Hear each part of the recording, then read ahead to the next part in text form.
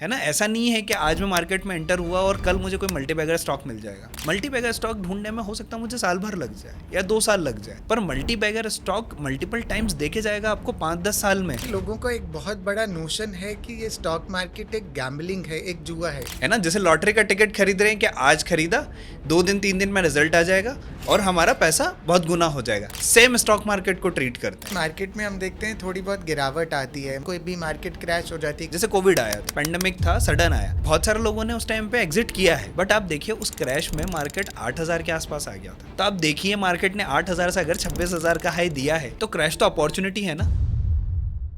Hello friends, welcome back to another interesting podcast today. आज हम एक ऐसे टॉपिक पर बात करने वाले हैं। स्टॉक मार्केट जितनी तो बड़ी है उतने ही बड़े लोगों के मिथ्स हैं। बहुत सारे सालों से इन्वेस्टर्स के दिमाग में स्टॉक मार्केट को लेकर ऐसे नोशंस हैं, ऐसे मिथ्स हैं जिस वजह से वो स्टॉक मार्केट से दूर भागते हैं। आज हम इन्हीं मिथ्स पर बात करने की कोशिश करेंगे। जी सर, स्टॉक मार्केट में सर इन्वेस्टर्स तो बहुत सारे बढ़ रहे हैं, डेली बढ़ रहे हैं। हम स्टॉक मार्केट की बात करते हैं तो आज की डेट में $5 ट्रिलियन की जो है इंडियन स्टॉक मार्केट की वैल्यूएशन है। सेम टाइम पर एनएससी पे 26 करोड़ होल्डर्स भी हो गए हैं। बट इसी वजह से लोगों के मन में अभी भी बहुत सारे मिथ्स हैं, बहुत सारे नोशंस हैं जिस वजह से वो स्टॉक मार्केट से दूर भागते हैं। तो आज हम इन्हीं पर बात करेंगे। बिल्कुल सर, और इन्हीं मिथ्स की वजह से आप देखेंगे लॉस भी करते हैं। बिल्कुल सर, तो आइए शुरू करते हैं सर। सबसे पहले तो सर लोगों को एक बहुत बड़ा नोशन है कि ये स्टॉक मार्केट एक गैम्बलिंग है, एक जुआ है, उस पर बात करेंगे सर। बिल्कुल सर, होता क्या है कि गैम्बलिंग से मतलब है लोगों का कि जो चीज़ें हम बाय कर रहे हैं उसमें हम इंस्टेंट प्रॉफिट ले लें, है ना। हम कोई भी चीज़ जैसे लॉटरी का टिकट हो गया तो उसको कोई लॉजिक नहीं लगता। उसमें लोग गैम्बलिंग इसलिए बोलते हैं क्योंकि वो किसी भी स्टॉक में या इन्वेस्टिंग में या ट्रेडिंग में कोई लॉजिक नहीं लगाते, है ना। जैसे लॉटरी का टिकट खरीद रहे हैं कि आज खरीदा 2 दिन 3 दिन में रिजल्ट आ जाएगा और हमारा पैसा बहुत गुना हो जाएगा। सेम स्टॉक मार्केट को ट्रीट करते हैं, बट एक्चुअल में स्टॉक मार्केट ऐसे काम नहीं करता है। आपको प्रॉपर रिसर्च करना होगा, उसके बेसिस पे जब आप इन्वेस्ट करते हैं वहां से फिर टाइम लेता है रिजल्ट आने में भी। मतलब आमतौर पे जो मन में यही रहता है कि एक जुआ है। घर में भी हम सुनते हैं, सब बोल देते हैं कि ये जुआ है, इससे दूर रहो दूर रहो, पर ये जुआ नहीं है। जुआ नहीं है सर, क्योंकि होता क्या है कि जिन लोगों को भी ये पता है ना कि स्टॉक मार्केट जुआ है, उनके फैमिली वालों ने कहीं ना कहीं पैसा इसमें लॉस किया है। आप देखेंगे कि जो पुराने लोग हैं कि कोई स्टॉक खरीदा और वो हो सकता है लॉस हो गया उसमें, पर किसी के घर में सपोज कीजिए 2000 के आसपास किसी ने एमआरएफ खरीदा होता तो वो बोलते कि अपनी फैमिली वालों को कि स्टॉक मार्केट जुआ है, उन्होंने तो पैसा बनाया है। तो डिपेंड ये करता है कि आपको जिसने बताई है चीजें उसका क्या एक्सपीरियंस रहा है इस मार्केट से। जो लोग इसमें लॉस करते हैं वो बोल देते हैं कि ये स्टॉक मार्केट जो है वो गैम्बलिंग हो गया। जो लोग सही में पैसा बना रहे, आप देख ही रहे पैसा बन ही रहा है। बिल्कुल। और ये जो लॉटरी की आपने बात करी, उसमें तो हम सिर्फ बाय कर रहे हैं और कुछ भी नहीं कर रहे। बिल्कुल। यहाँ पर जैसा है कि आपने बताया कि इसके अंदर तो प्रॉपर नॉलेज के साथ रिसर्च कर रहे हैं। बिल्कुल सर, रिसर्च ही इंपॉर्टेंट है। मतलब अगर आप कोई स्टॉक आप बाय कर रहे हैं तो उसमें बेसिकली करना क्या है, उसमें एक प्रॉपर रिसर्च होता है ना। वो तो एक बिजनेस है, जो बिजनेस को आप बाय कर रहे हैं। पर जब आप बिजनेस के बारे में कुछ नहीं जानते, स्टॉक के बारे में कुछ जानते ही नहीं, आपके पास कोई इन्फॉर्मेशन नहीं है, तो तब क्या कर रहे हैं? तब तो आप जुआ ही खेल रहे हैं। ऐसा भी होता है ना सर, शायद लॉस हो जाए तो फिर बोल देते हैं कि गैम्बलिंग है, प्रॉफिट होने पे तो नहीं बोलते। नहीं बोलते, और उसके बाद भी कर रहे हैं जी। कहीं ना कहीं सर ये सिर्फ ना एक मिथ नहीं है, ये एक दिमाग में एक चीज बना रखी है उन लोगों ने जिनको लॉस हुआ है। एक्चुअल में उनको भी पता है कि स्टॉक मार्केट गैम्बलिंग नहीं है, यहाँ पे पैसा बनता है। उनकी ही कहीं ना कहीं कोई गलती रही है जिसकी वजह से उनको लॉस हुआ है।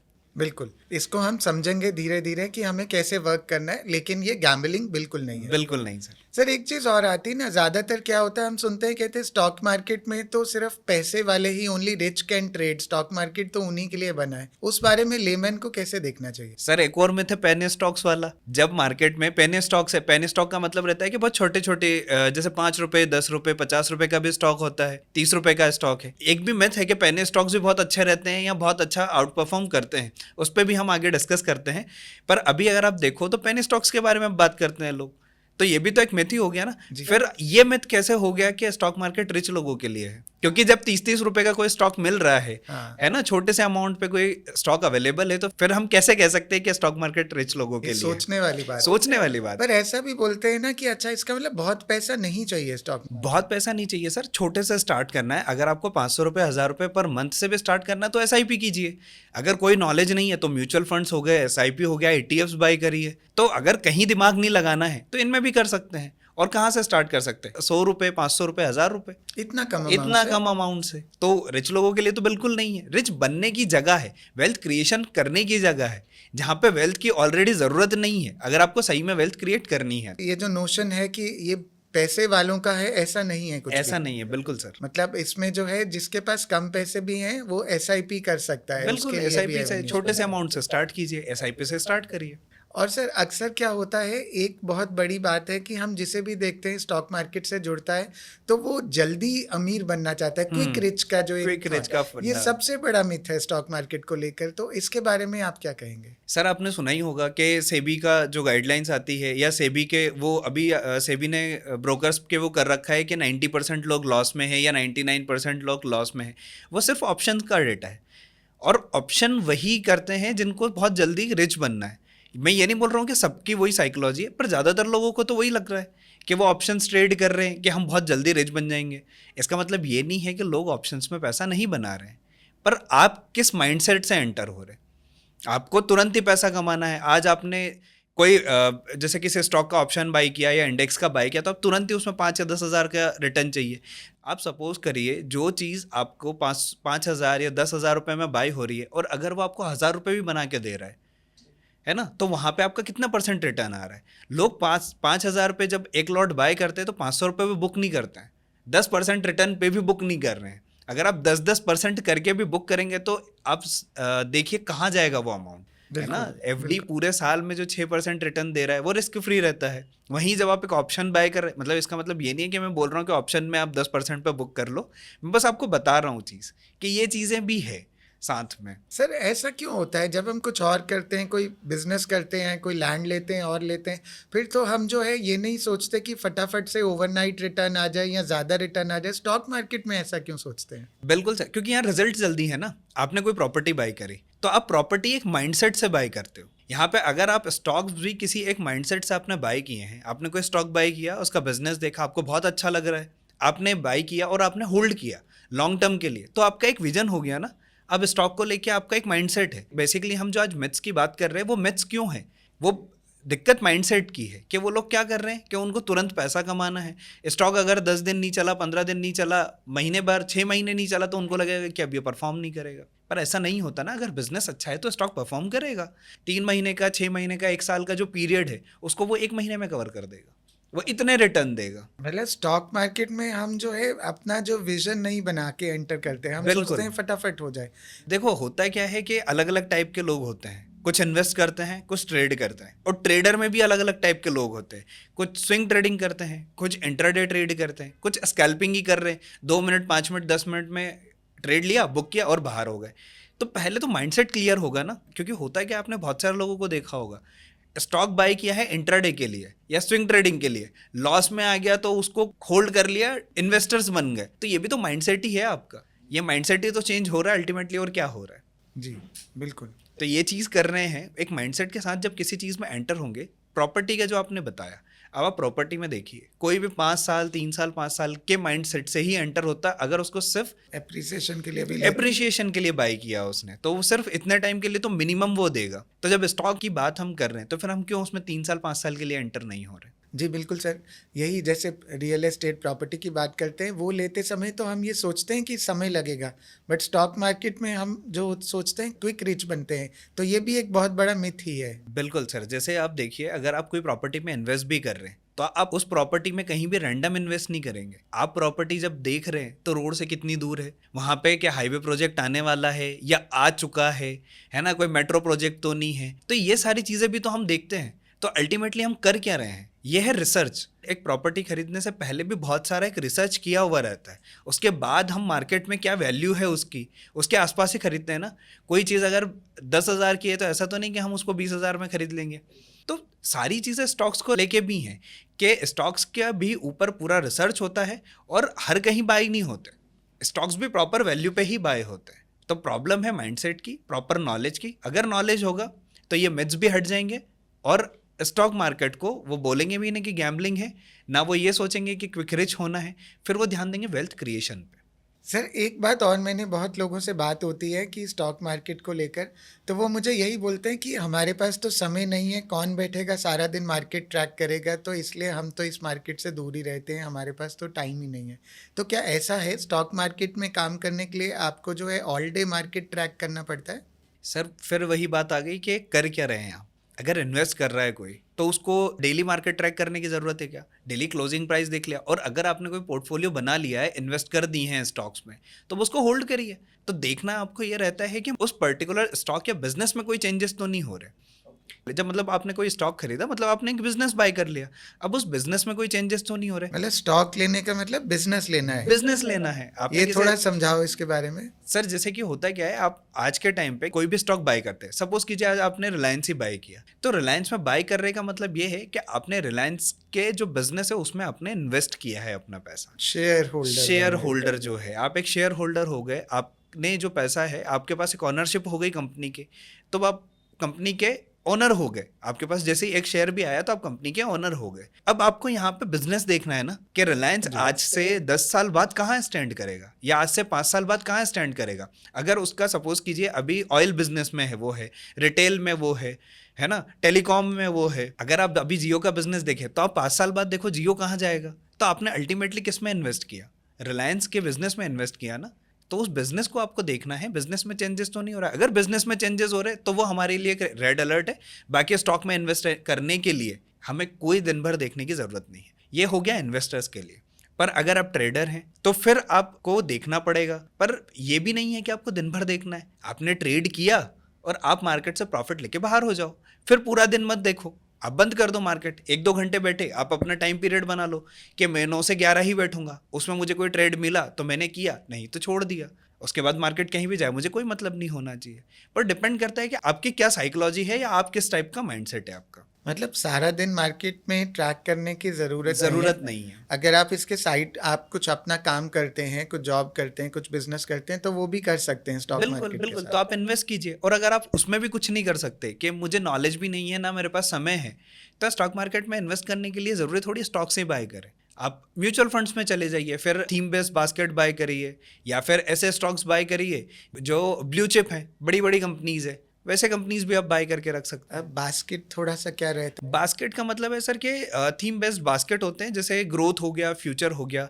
तो उस पे जो रिसर्चर्स होते हैं ना, वो क्या करते हैं, वो ग्रुप कर देते हैं। उन्होंने जैसे सपोज कीजिए अभी के इलेक्ट्रिक व्हीकल्स पे बास्केट हो गया, तो इसमें क्या क्या हो सकता है?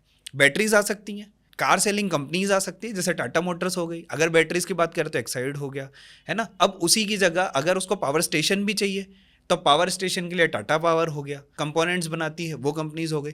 तो इस टाइप से क्या हो गया, ईवी सेगमेंट एक बास्केट हो गया। आप उनमें इन्वेस्ट करिए, है? ओके।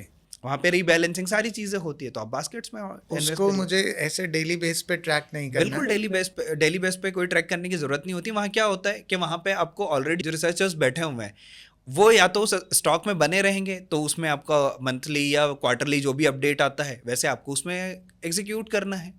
ओके सर, एक और बहुत बड़ा नोशन हमारे माइंड में आता है, व्यूअर्स के मन में आता है कि जब भी मार्केट में हम देखते हैं थोड़ी बहुत गिरावट आती है, मार्केट के अंदर करेक्शन आती है, या कोई भी मार्केट क्रैश हो जाती है, कोविड की बात थी या और पुराने समय की बात थी, तो उस समय बहुत सारा डर, फियर, पैनिक आता है, लगता है ये मार्केट तो ख़त्म हो जाएगी, सब लॉस हो जाएगा। इस वजह से भी बहुत लोग जो हैं इस मार्केट से फियर करते हैं और दूर रहते हैं।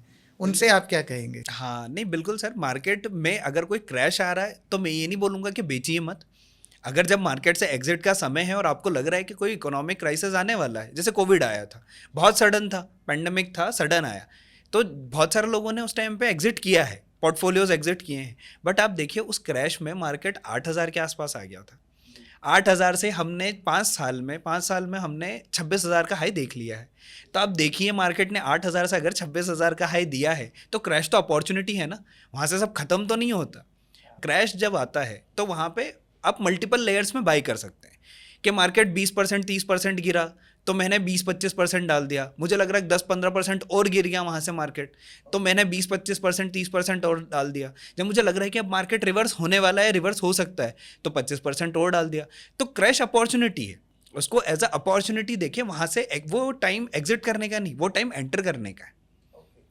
और मतलब वन गो में नहीं, उसको पार्ट्स में इन्वेस्ट करना बिल्कुल, क्योंकि हमें बॉटम मतलब मार्केट का बॉटम कोई नहीं पकड़ सकता। कब मार्केट अपना बॉटम बनाएगा, कब रिवर्सल लेगा। आपको लग रहा है कि मार्केट रिवर्स होने वाला है तो अपना पैसा डालिए, मार्केट क्रैश हो रहा है तब भी पैसा डालिए, क्योंकि ओवरऑल वो एवरेज आउट हो जाएगा, आप बॉटम तो नहीं पकड़ सकते। चाहिए। ओके, इस वजह से इस उसको वजह से parts में। हाँ, तो इस वजह से आप पार्शली अपना पैसा इन्वेस्ट कर सकते हैं। तो क्रैश एक अपॉर्चुनिटी है सर। Okay, nice.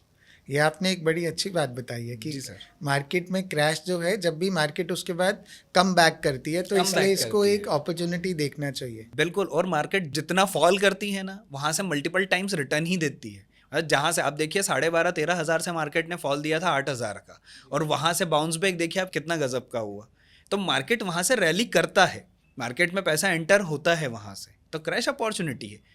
शायद बड़े इन्वेस्टर यहीं पे फायदा उठाते हैं। बिल्कुल सर, आप देखिए जिनके पास सही में पैसा है उन्होंने कोविड में इन्वेस्ट नहीं किया होगा, और वहाँ से स्टॉक आप देखिए 10-10 गुना हो गए हैं। मार्केट हो गया है 3-4 गुना, तो आप देखिए स्टॉक्स कितने मल्टीपल हुए होंगे। ये मल्टीपल की बात से सर, एक मल्टी बैगर स्टॉक पे मैं बात करना चाहता हूँ। अक्सर ये लगता है कि मल्टी बैगर स्टॉक, जो भी कोई स्टॉक मार्केट में ट्रेड करता है, उसके मन में रहता है कि मेरे पोर्टफोलियो में मल्टी बैगर स्टॉक हो जो मुझे बहुत सारा रिटर्न दे दे। और उसके लिए लोग कोई सोशल मीडिया देखते हैं, कोई half hearted information, half knowledge कहते हैं ना, उस पर फोकस करते हैं, किसी से सुन लेते हैं और वो सोचते हैं ये मल्टी बैगर है। कोई पेनी स्टॉक की तरफ जाता है, वो सोचता है ये आज सस्ता मिल रहा है, 10 रुपये का शेयर है, ये जाएगा। तो वो मल्टी बैगर को लेकर जो लोग जब इन्वेस्ट करना चाहते हैं, उस मिथ को जो है हम कैसे समझे कि कैसे अप्रोच होनी चाहिए? मल्टी बैगर आपका ढूंढना है तो आप रिसर्च करिए, अलग अलग स्टॉक्स को देखिए, जो बिजनेस आपको समझ में आते हैं वो बिजनेसेस को ट्रैक करिए। वहाँ से क्या होगा, आप उस पर्टिकुलर सेगमेंट में या आपको कोई सेक्टर अच्छा लगता है तो सेक्टर का अगर आपका नॉलेज है तो वहाँ पे देखिए कि कौन से स्टॉक्स अच्छे हैं और उनके परफॉर्मेंस कैसी है, पास्ट परफॉर्मेंस क्या रही और फ्यूचर परफॉर्मेंस कैसे हैं, मैनेजमेंट कैसा है। तो ये सारी चीज़ें हमें देखनी पड़ेगी उसमें। जब आपने ढूंढ लिया तो आपका काम खत्म नहीं हुआ। अब यहाँ से जब हमने मल्टीबैगर स्टॉक ढूंढा है या किसी स्टॉक में रिसर्च कर ली है, तो उसमें जो जो पैरामीटर्स हमने देखे हैं कि ये स्टॉक्स यहाँ से मल्टीबैगर बन सकता है, तो वहाँ से फिर हमको ये भी देखना है कि कोई चीज़ें चेंजेस तो नहीं हो रही है। अगर हम देख रहे हैं किसी स्टॉक का मैनेजमेंट बहुत अच्छा है, पास्ट किसी कंपनी में उन्होंने अगर बहुत अच्छा परफॉर्म किया है और अब वो मैनेजमेंट किसी और कंपनी को ट्रैक कर रहे हैं, कंपनी में वो लगे हुए हैं, वही सेम मैनेजमेंट है, तो आप यहाँ से प्रेडिक्ट कर सकते हो कि मैनेजमेंट बहुत अच्छा है। पर अगर सपोज करो मैनेजमेंट ही चेंज हो गया, जी, एक कोडेक है, उसका बिजनेस बहुत फेमस है, मतलब कोडेक की बहुत शानदार स्टोरी है, उसके बाद नोकिया हो गया। जी, एक टाइम पे आप देखिए नोकिया कहाँ पे था, तो अच्छे बिजनेसेस भी खराब हो जाते हैं। बिल्कुल। ये बहुत इंसाइटफुल बात आपने बताई। जी सर। एक सर और नोशन चलता है, मिथ रहता है कि ये डिविडेंड स्टॉक्स को लेके बहुत सारे लोगों के अलग अलग व्यूज़ हैं कि डिविडेंड स्टॉक अच्छे हैं नहीं अच्छे हैं। इसके बारे में, ये जो मिथ है, इसके बारे में थोड़ी क्लैरिटी दीजिए। कोई अगर डिविडेंड स्टॉक है तो उसको अगर डिविडेंड दे रही है तो लोगों का क्या माइंडसेट रहता है कि कंपनी के पास फ्यूचर में इन्वेस्ट करने के लिए पैसा नहीं है शायद, है ना। कंपनी लोगों को डिविडेंड दे रही है तो उनके पास ग्रोथ नहीं होगी, या फिर उनको लग रहा है कि अब कंपनी के पास बहुत सफिशिएंट पैसा है, वो नई जगह इन्वेस्ट नहीं कर पा रहे, तो वो लोगों में डिविडेंड बांट देता है। पर ऐसा नहीं है, कंपनी अपनी जो रिक्वायरमेंट है अगर वो फुलफिल हो रही है तो वहाँ से डिविडेंड दे देती है वो इन्वेस्टर्स को। तो डिविडेंड कंपनीज तो अच्छी है, आपको एक तो अर्निंग हो रही है, स्टॉक बेचने की ज़रूरत नहीं है, साथ में अच्छे स्टॉक्स जो हैं जो डिविडेंड भी दे रहे हैं, तो ये तो बहुत अच्छी चीज़ है। आपको स्टॉक्स के भी रिटर्न आ रहे, प्लस आपको एक इनकम भी आ रही है। हाँ, बहुत सारे स्टॉक्स हैं जो डिविडेंड यील्ड जिनका मतलब एफडी से भी ज़्यादा रहता है, 6-8, 10%, 15% रहता है, बहुत सारा। बिल्कुल, और बहुत अच्छा परफॉर्म किया। आप आरएसी देख लीजिए, पीएफसी देखिए, पीएसयू तो बहुत सारी कंपनीज है जो बहुत अच्छे डिविडेंड भी देती है, साथ में बहुत अच्छे रिटर्न्स भी दिए हैं। आरएसी इतना चलता है स्टॉक, पीएफसी इतना चला है स्टॉक, वेदांता वाले जो ग्रुप हो गया, इतने चले हैं स्टॉक, उसके बाद वो साथ में डिविडेंड भी बहुत अच्छा देते हैं। तो आप देखिए कहाँ पे डिविडेंड वाले स्टॉक अगर बोलते हैं कि बोरिंग होते हैं, तो हमें तो नहीं लगता। मतलब ऐसा एक ये नोशन ही है कि डिविडेंड के स्टॉक्स जो हैं स्लो है या बोरिंग है, ऐसा नहीं है। होता क्या है, कंपनी कौन से सेगमेंट में है। अगर लार्ज कैप कंपनीज है या एफएमसीजी कंपनीज है, तो आपने देखा होगा लोग अगर आईटीसी को अगर कंपेयर करेंगे आरईसी से या पीएफसी से या वीईडीएल से, तो ये एक प्रॉब्लम है कि किस सेगमेंट में पर्टिकुलर काम कर रही है कंपनी, क्योंकि एफएमसीजी तो वैसे भी नहीं बहुत चलता है। जी, एफएमसीजी हमारा एक ऐसा है जो बहुत ज़्यादा फ्लक्चुएट नहीं करता है। जी। जब मार्केट गिरता है तब वो बहुत गिरेगा भी नहीं, और मार्केट जब बहुत भागेगा तब वो भागेगा भी नहीं। तब ऐसे स्टॉक्स को किसी और सेगमेंट से कंपेयर नहीं कर सकते। All right. ऑलराइट सर, ये तो हम बात कर रहे थे कि बहुत से लोग जो मार्केट में ट्रेड नहीं करते, उनके मिथ हैं, वो मार्केट से दूर भागते हैं। जैसे हमने गैम्बलिंग पे डिस्कस किया, हमने बात करी कि पैसे वालों की बात है ये स्टॉक मार्केट। अब कुछ ऐसा भी है सर, जो ऑलरेडी मार्केट में ट्रेडर्स हैं, काम करते हैं, इन्वेस्टर्स हैं, उनको माइंड में भी बहुत सारा कन्फ्यूजन रहता है कि जैसे पोर्टफोलियो है उनका, उनको पोर्टफोलियो को लेकर एक बहुत बड़ा मिथ है कि मार्केट में मैं अपना लॉस बचा सकता हूँ अगर मेरे पोर्टफोलियो में बहुत सारे स्टॉक्स हों, मैं डाइवर्सिफाई बहुत ज़्यादा करता हूँ। मान लीजिए, मैंने देखा ऐसे लोग हैं जिनके पास 40-40, 50-50 स्टॉक हैं पोर्टफोलियो के अंदर। तो क्या ये अप्रोच सही है, या ये कैसे उनको देखना चाहिए? सर ये डाइवर्सिफिकेशन नहीं है, ओवर डाइवर्सिफिकेशन है। सपोज कीजिए आपके पास 1 लाख रुपए है, आपका पोर्टफोलियो 1 लाख का है और आपने 20 स्टॉक खरीद रखे हैं, तो पर स्टॉक आपने कितना दिया? 5,000 रुपये। कोई स्टॉक उसमें से मल्टीपल टाइम्स हो भी जाता है, तो आपको कितने रिटर्न आ रहे हैं? अगर आपने अपने पोर्टफोलियो में कचरा भर रखा है, कुछ स्टॉक चलेंगे नहीं, पैसा तो उतना ही है आपके पास इन्वेस्ट करने के लिए, और उसमें अगर कोई स्टॉक अच्छा निकल गया और उसने दे भी दिया, तो आपको क्या फायदा हो रहा है उससे? मतलब बहुत लिमिटेड मिला कि 5,000 ही इन्वेस्ट हुआ तो बिल्कुल आपने, मतलब वो डबल भी हो गया तो भी आपको 5,000 का प्रॉफिट होगा। ओके। जबकि करना क्या चाहिए कि आपके पास जितना पैसा है उसको 8 से 10 स्टॉक सफिशिएंट होते हैं सर, उतने ही स्टॉक्स को आप ट्रेड करते हैं। और इनिशियली जब आप पोर्टफोलियो बना रहे तो अपना एक माइंडसेट कि मुझे इतना बड़ा पोर्टफोलियो जब बनाना है तो एक एक स्टॉक रिसर्च करी है, एक स्टॉक मैंने ऐड किया, फिर मैं दूसरे स्टॉक पे आया, फिर मैंने दूसरा स्टॉक ऐड किया। एक्चुअल में पोर्टफोलियो बनाने का ये पैटर्न है कि आपको एक एक दो स्टॉक्स अपने पोर्टफोलियो में ऐड करने हैं, ना कि ये करना है कि वन गो में आप 40 स्टॉक खरीद लोगे, आपको पता ही नहीं आपके पोर्टफोलियो में कौन सा स्टॉक है, और 1 लाख का पोर्टफोलियो बना लिया और फिर कि हम तो पोर्टफोलियो बना के बैठे मार्केट में। तो कोई तरीका नहीं होता इन्वेस्ट करने का, और फिर वो देखने में भी नहीं आते कौन ऊपर जा रहा है, नहीं पता ही नहीं है ना। 40 स्टॉक का आप रखोगे कैसे ट्रैक के? 40 स्टॉक है तो कौन कौन से स्टॉक है, और किसी स्टॉक की न्यूज़ आ गई, कोई स्टॉक फॉल भी कर रहा है, आपको तो पता ही नहीं आपके पोर्टफोलियो में भी वो स्टॉक है क्या। ओके। आप जितने स्टॉक्स ट्रैक कर सकते हैं, जितने स्टॉक्स पे आप रिसर्च कर सकते हैं, आप उतने ही स्टॉक अपने पोर्टफोलियो में रखिए, ताकि वो मल्टीपल टाइम्स जब हो, अच्छे स्टॉक्स रखोगे तो वो जब डबल हुए, 3 गुना हुए, 4 गुना हुए, तो आपको उसके अकॉर्डिंग प्रॉफिट भी तो दिखेगा। नहीं तो होगा क्या कि आपके पोर्टफोलियो में बहुत सारे स्टॉक हैं, तो जो ज़्यादातर स्टॉक है वो परफॉर्म नहीं कर रहे, तो अल्टीमेटली पोर्टफोलियो कहीं नहीं जाएगा, वो आपको अल्टीमेटली लॉस ही देगा अगर इतने सारे स्टॉक है तो मतलब ये एक बहुत वैल्यूएबल जो है इंफॉर्मेशन है, जो ट्रेड कर रहे हैं उनको ये समझना है कि ये एक मिथ है कि मैं अपने लॉस को कम कर सकता हूँ ज़्यादा अलग स्टॉक्स लेने से। बिल्कुल सर, जैसे होता क्या है कि आप सेक्टर वाइज अपना पोर्टफोलियो का साइज़, कि मुझे 5 सेक्टर में इन्वेस्ट करना है, ये सेक्टर अभी चल रहे हैं, पर सेक्टर मुझे 2-2 स्टॉक्स अच्छे लग रहे हैं तो मैंने 2-2 स्टॉक्स चूज़ कर लिए। साथ में गोल्ड सिल्वर, जो गोल्ड को हम सेफ हेवन बोलते ही हैं, थोड़ा थोड़ा 5-10% अपना गोल्ड में डालिए, तो इस टाइप से हम उसमें इन्वेस्ट कर सकते हैं। बहुत सारे लोग ऐसे होंगे सर जिनके एक ही सेक्टर के उनके पास 5 कंपनीज है। सपोज कीजिए ऑटो सेक्टर है तो उनके पास 5 कंपनी 10 कंपनी तो ऑटो सेक्टर की ही है, तो क्या सेंस हुआ आपका? अल्टीमेटली जब पूरा सेक्टर नीचे आएगा तो आपके तो सारे स्टॉक्स नीचे आएंगे, सारे नीचे है ना। तो उस पर्टिकुलर सेक्टर के हमारे पास 1 स्टॉक हो, 2 स्टॉक हो, इतने ही स्टॉक होने चाहिए। ऐसा तो नहीं कि हमारे पास 10 स्टॉक होने चाहिए, एक सेक्टर के ही हमने 10-10 स्टॉक पकड़ रखे हैं, कोई सेंस नहीं उस चीज़ का। ओके, ये बहुत इंसाइटफुल बात है कि हमें पोर्टफोलियो में उतने ही स्टॉक्स रखने चाहिए जो हम इजीली ट्रैक कर पाए। सर, एक और बहुत बड़ा नोशन चलता है स्टॉक मार्केट में लेते हैं, जैसे हम देखते हैं कि स्टॉक्स तो बहुत सारे हैं, कितने 8-10 हज़ार स्टॉक्स हैं, सभी के प्राइसेस भी अलग अलग है। जैसे हमने अभी बात कर रहे थे, कुछ पेनी स्टॉक्स की कर रहे थे, तो आमतौर पे जो मार्केट में स्टार्ट करते हैं उनको ऐसा लगता है कि जो स्टॉक कम रेट का है वो सस्ता है और जिसका रेट ज़्यादा है वो महंगा है स्टॉक, तो उससे दूर भागते हैं, वो ना खरीद कर सस्ता स्टॉक लेते हैं। बिल्कुल सही बात है सर, कोई 5,000 का स्टॉक है तो उनको लगता है तो महंगा हो गया, वहीं अगर 50 रुपये का स्टॉक है तो सस्ता हो गया। पर सर स्टॉक प्राइस से महंगा और सस्ता नहीं पता लगता। जब आप स्टॉक का रिसर्च करेंगे, जब आप पढ़ेंगे, तो उसमें जो पी रेशो होता है ना, प्राइस टू अर्निंग रेशो, उससे हम ये पता लगाते हैं कि स्टॉक कितना, पर वो भी एक सिंगल फैक्टर नहीं है, फिर सेक्टर वाइज जाते हैं।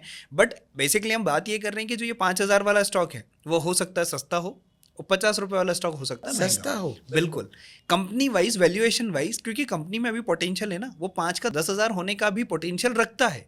ओके, है ना, कंपनी के पास शेयर्स कम है, कंपनी इसीलिए स्प्लिट्स भी लेके आती हैं। MRF का शेयर है वो एक टाइम पे 1 लाख रुपए के आसपास चल रहा था, उसने 1.5 लाख रुपए भी टच किया है, तो क्या 1 लाख रुपए का स्टॉक 1.5 लाख रुपए नहीं हो रहा है, या 2 लाख रुपए नहीं हो रहा है? हो रहा है। 50 रुपए का स्टॉक 25 रुपए नहीं हो रहा है क्या? तो ऐसा तो अगर स्टॉक सस्ता है कि 50 रुपए या 100 रुपए या 200 रुपए के स्टॉक सस्ता है, तो उसको तो ऊपर ही जाना चाहिए, फिर वो तो नीचे आना ही नहीं चाहिए उसको। और जो 5,000 का स्टॉक है उसको ऊपर जाना ही नहीं चाहिए, जो 10,000 का है वो नीचे ही रहना चाहिए, है ना। अगर महंगा सस्ता प्राइस से तो नहीं होता ना, महंगा और सस्ता किससे हो रहा है कि उस स्टॉक में पोटेंशियल है कि नहीं है। सर एक और चीज़ है, अगर महंगा और सस्ता देखना है ना, तो सेक्टर का जो पी है, तो सिर्फ पी देख लो कि जैसे 5,000 का स्टॉक है सेम सेक्टर का, है ना, जैसे हम ऑटो सेक्टर की बात कर रहे थे अभी, तो हो सकता है कि बजाज ऑटो जो है वो अभी 10,000 12,000 के आसपास चल रहा है, और टाटा मोटर का जो TMPV है या TMCV जो भी है, कमर्शियल पैसेंजर दोनों में से कोई सा भी देख लो, 300-400 रुपए के आसपास चल रहा है। पर हो सकता है कि टाटा मोटर का जो पी रेशियो वो ज़्यादा हो, और वहीं पे जो बजाज ऑटो उसका कम हो। पी रेशियो से हम ये पता लगा सकते हैं कहीं ना कहीं कि सेक्टर वाइज उसका पी क्या है। वो फिर परफॉर्मेंस बेसिस पे भी होता है, सिंगल चीज से हम जज नहीं करते, पर अगर महंगा सस्ता ही देखना है तो पी रेशियो देखो। ओके, मतलब ये जो एक नोशन है कि जिसका प्राइस कम है वो सस्ता है, ये वो ऐसा नहीं होता है। सही, बिल्कुल सर, वो नहीं होता है। तो फ्रेंड्स, आज हमने इस पॉडकास्ट में बात करी कि मार्केट के मिथ्स को लेकर। हमने बात की कि जो लोग मार्केट से दूर भागते हैं, जो इसको गैम्बलिंग समझते हैं, जो समझते हैं कि ये सिर्फ पैसे वालों के लिए स्टॉक मार्केट है, जो सोचते हैं यहाँ पे जल्द ओवरनाइट पैसा बनता है, उनके लेकर उनके जो मिथ्स हैं उनको बस्ट किया हमने। सेम टाइम पर जो मार्केट में पार्टिसिपेंट्स हैं, जो इन्वेस्टर्स हैं, उनके जो मिथ्स हैं लाइक डिविडेंड स्टॉक्स गलत हैं, या वो सोचते हैं कि जिस स्टॉक का प्राइस कम है वो सस्ता है, उनके मिथ्स पर भी हमने बात करी और उनको भी आज हमने दूर करने की कोशिश की।